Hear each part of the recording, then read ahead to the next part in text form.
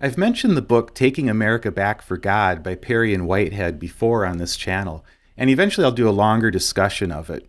But for today, I just want to focus in on the 6 questions that they ask as they're surveying Americans on our attitudes towards Christian nationalism. And I think the best way to talk about it is for me to just take the survey myself, to answer these 6 questions and give a couple of thoughts on them. So before I jump into that, I just want to point out that I have a little pushback on the way a few of the questions are worded, in just that I think they could be more clearly stated, which makes me question a little bit their usefulness for actually measuring Christian nationalism in America. But I think they're fantastic questions to use as conversation starters about these issues. And that's how I'm using them myself. Now, Perry and Whitehead in their book are careful with how they use the questions, and they give a lot of language around it. So I just wanted to give that disclaimer myself before I jump into these. So each of these questions, you answer strongly disagree, disagree, unsure, agree, or strongly agree. So that's the scale. And then that adds up to points, which puts you somewhere on a graph of your views of Christian nationalism. And I'll talk about that at the end. So this first question: the federal government should declare the United States a Christian nation. This seems like the whole question practically. This one I have no trouble just easily strongly disagreeing. I do not believe the federal government should declare the United States a Christian nation. Number 2, the federal government should advocate Christian values. This is one of those that's a little bit harder, because if you're asking me, should we advocate values that happen to be Christian because they're values that we all, or most of us, agree on as a country, I would say yes.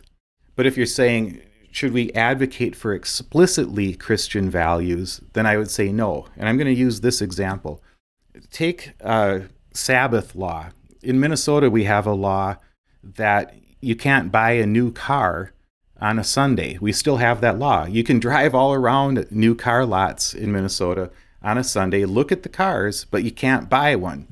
And now, if the entire nation got together and said, we feel exhausted and we're tired of competing with each other every day of the week, so we want to have one day where non-essential services are closed, so that we can all just take a day where we're not competing with each other and we can rest and do whatever we like with that day.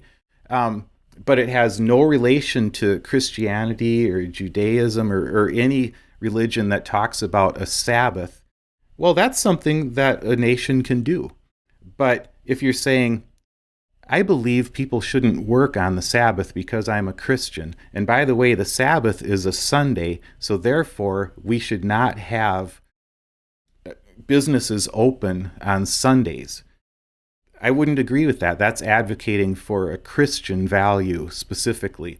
So that's how I make the distinction. I'm going to disagree that the federal government should advocate Christian values. I'm not strongly disagreeing because I want to leave that openness to, well, of course we want to advocate for values that we all agree on, and some of those happen to be Christian values. So I'm just going to disagree with that question. Number 3, the federal government should enforce strict separation of church and state. Yes, I strongly agree with this one.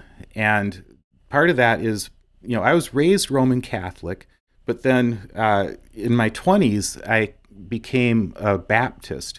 One of the things that, I don't know if I got this from the Baptists or if the Baptists appealed to me because of this, but one of the distinctives of Baptists is we believe in a strong separation of church and state.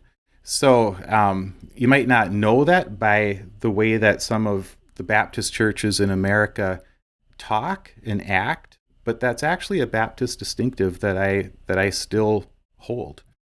Number 4, the federal government should allow the display of religious symbols in public spaces. So this is one where I question the way that it's worded. I think it's really important how it's worded. if it's the federal government should, as exactly as worded, the federal government should allow the display of religious symbols, then I agree in public spaces. I agree with that. Um, I would even strongly agree with that if I were sure that that were what the question was, but I agree with that. But if it's the federal government should erect displays of religious symbols, the federal government should pay for these. These should be federal government, constructions of religious symbols in public spaces, then I strongly disagree. So I'm going to go with it as written, and I'm going to say the federal government should allow, I'll agree, the display of religious symbols in public spaces.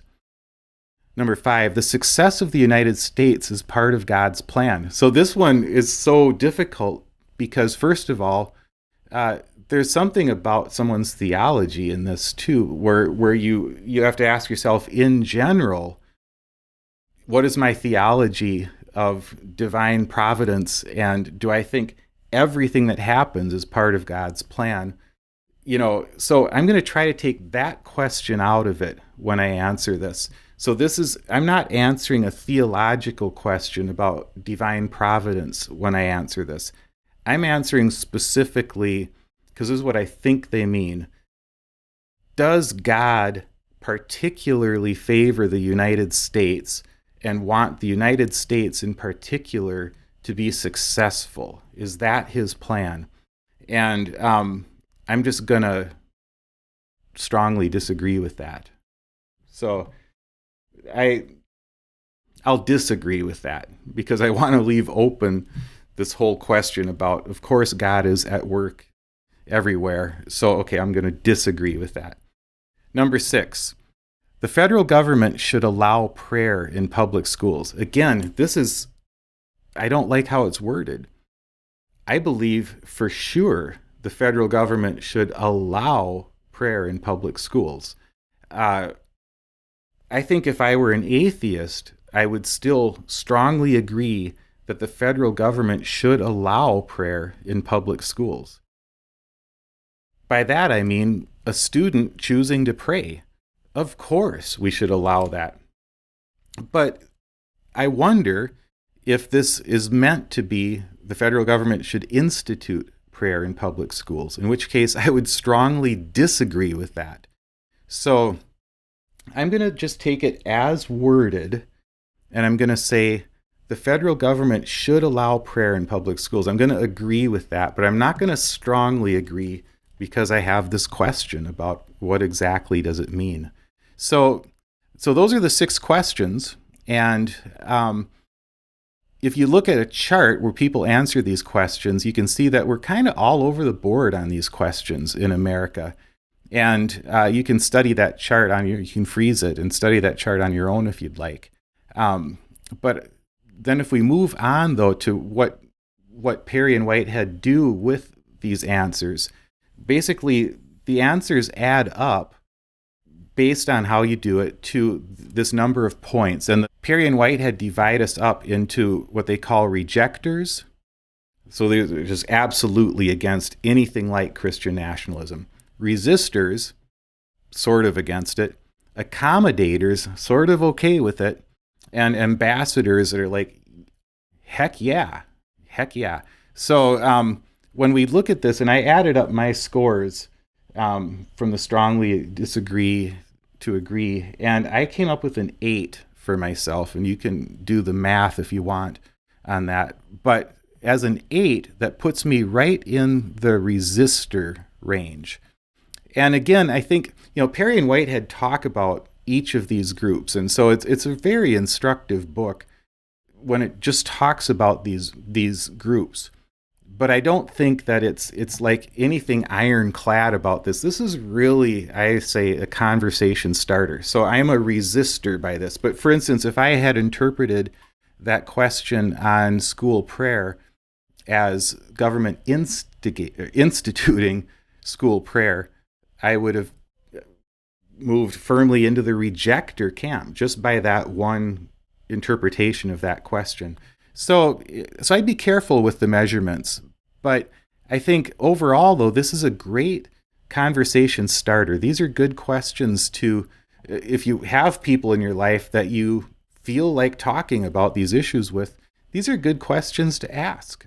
And I think they do get at some attitudes. And even the complexity of saying, well, if it means this, then yes, but if it means this, then no. That's a great learning experience. That's a great way to talk to people about this stuff. I think too often we're put into hard camps about this sort of thing. And it's better to just let's just have a conversation. These are great questions for starting that sort of conversation. So thanks for listening. I would love to hear your own perspective on these questions in the comments section. So if you could do that, that would be great. It's just a good conversation to have. Thank you.